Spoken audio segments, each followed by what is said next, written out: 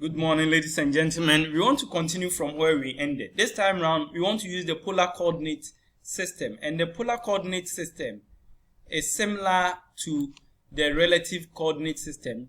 The only difference is that the relative coordinate system uses coordinates in making relative movement. But with the polar coordinate system, it uses angles making relative to points. So that's what we're going to do.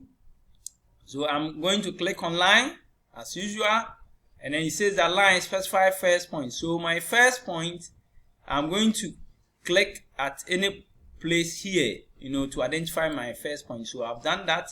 You can see this is my first point. So to be able to do a relative distance, making another point by using angles, I'm going to say that at. So the at here means shift plus 2 gives you the at, and it means that you are making a relative line, or you are making a line relative to that point. So the at is there, and I say 1, then the less than sign, which means angle, and then 0. So you could see here that I've made mention of, or I've typed about 4 things. The first one is the at, which is making a relative movement to the point that I've indicated here. Now the 1 means that move a distance of 1, and then the less than here means it's an angle.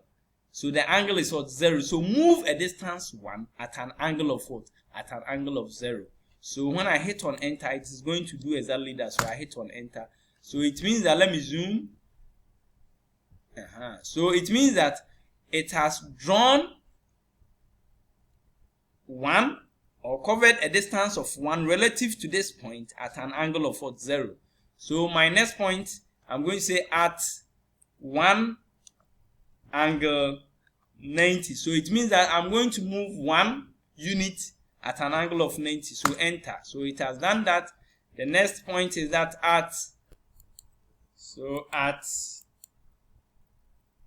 1 less than 180.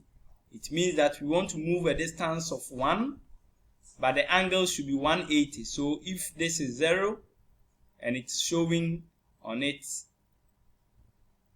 this becomes 90, this becomes 180. So it means that move a distance of 1 at an angle of 180 relative to this very point. So I hit on enter. That is done. My next point is going to be at 1 less than, and I know the answer is going to be what? It's going to be 270. So that is done. On the other hand, let me press on Ctrl Z. At this point, if I want to close it, I'll just say C and then enter, and that is done.